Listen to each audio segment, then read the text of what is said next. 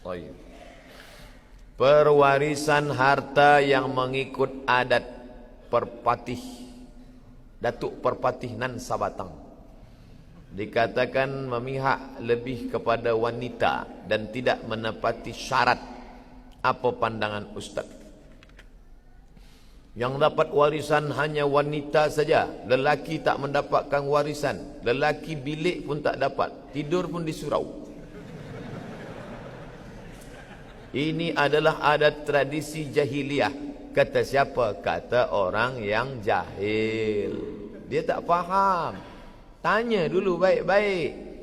Saya orang Minangkabau, misal merantau ke suatu negeri, maka di negeri ini saya pun kaya raya.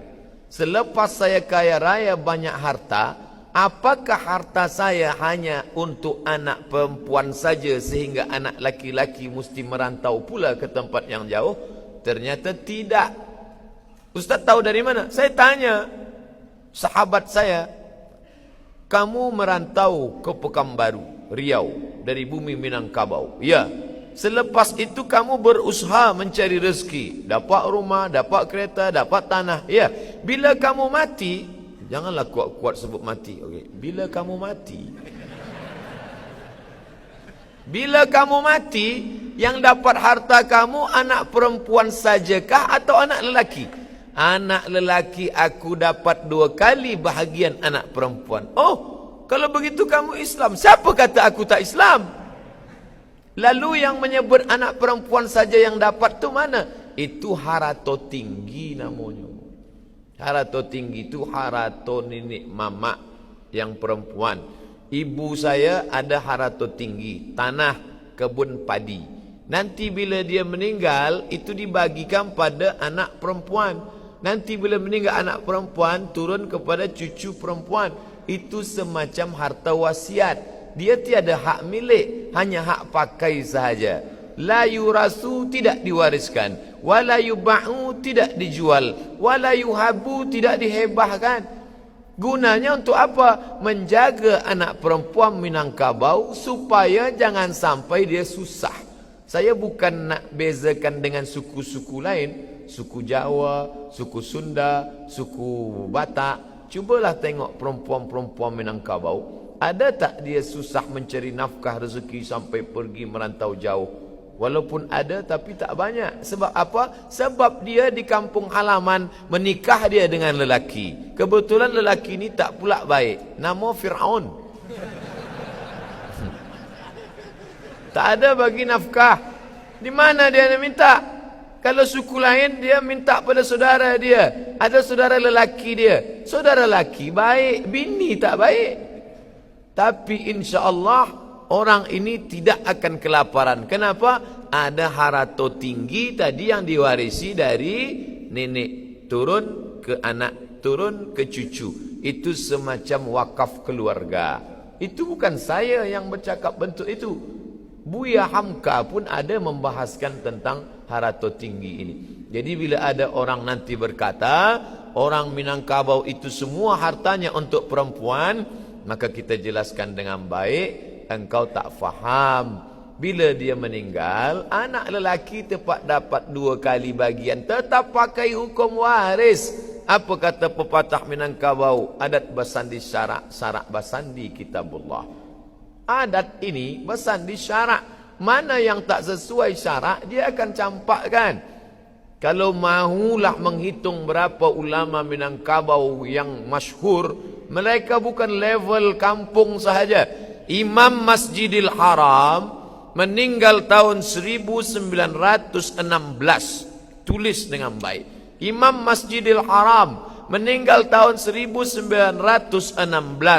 Namanya Syekh Ahmad Khatib. Alif lam mim nun kaf ba alif waw ya, 9 huruf. Saya masa tengok apalah cara baca ni. Alif lam mim nun kaf ba alif waw ya. Rupanya lama saya baca Al-Minkabawi, Minangkabau.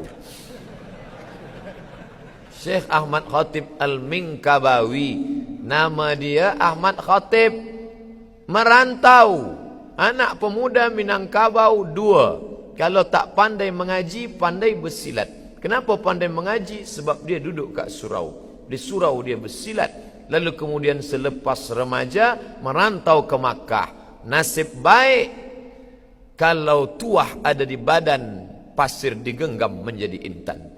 Ahmad Khatib Minangkabau hafaz Quran, hafaz fiqh Syafi'i, hafaz hadis. Nasib baik dekat dengan Syekh Saleh Al-Kurdi. Syekh Saleh Al-Kurdi orang kaya dari Kurdistan.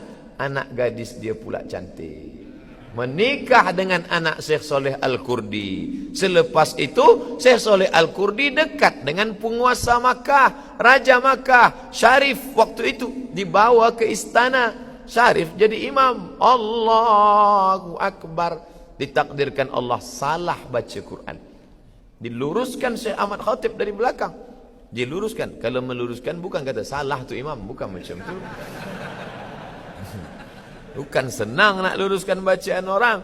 Dia luruskan. Selepas itu bercerita dengan Syarif. Kata Syarif, engkau punya ilmu Masya Allah. Diangkatlah jadi mufti mazhab Syafi'i di kota Makkah Al-Mukarramah. Dan dia masyhur. Cari nama dia. Kitab dia dicetak di Darul Fikri Beirut. Syekh Ahmad Khatib Al-Minkabawi. Manakala saya sampai ke Rabat Maghribi, saya belajar di Darul Hadis. Darul Hadis menerima pelajar penuntut ilmu 20 orang saja setahun. 15 orang Maghribi, 5 yang bukan Maghribi. Masuklah Tuan Syekh, jubah 2 lapis, pakai sorban. Masuk dia ke dalam, dia tengok semua pelajar baru. Dia tengok ada yang unik satu. Ini dari planet mana ni?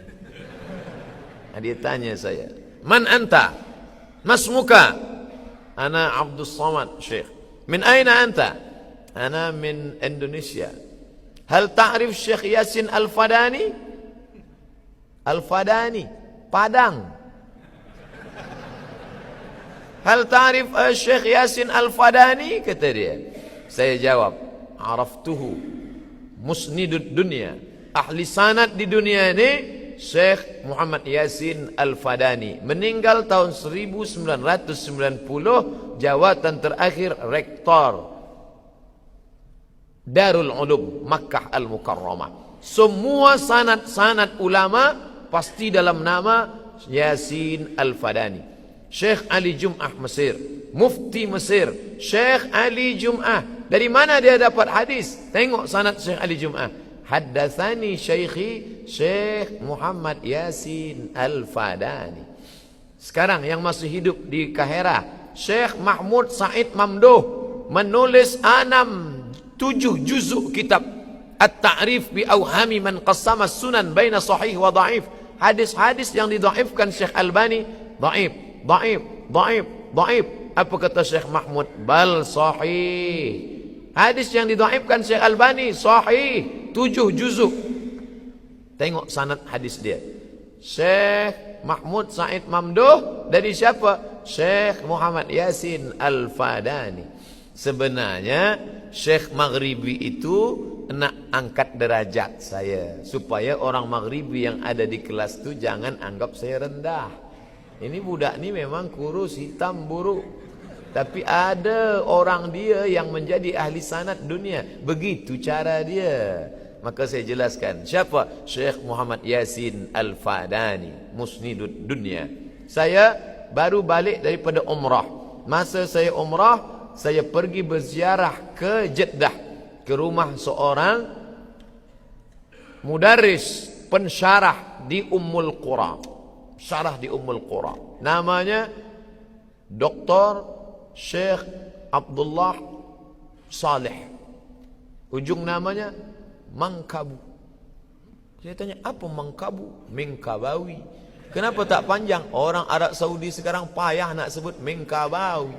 Jadi ujung nama Syekh Abdullah Saleh Minkabu.